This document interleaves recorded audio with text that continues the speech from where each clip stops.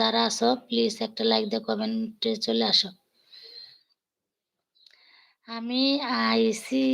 ও আইছো থাকো, বেড়াইতে আইছো। আজকে কি ডিউটি নাই তোমার?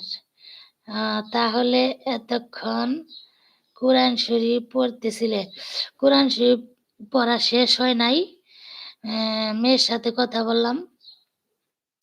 আপু তুমি মাশাল্লাহ, আলহামদুলিল্লাহ, আমিন। আপু সকালবেলা নামাজ পড়ে কোরআন শরীফ সামনে নিয়ে কারেন্ট নাই অন্ধকার।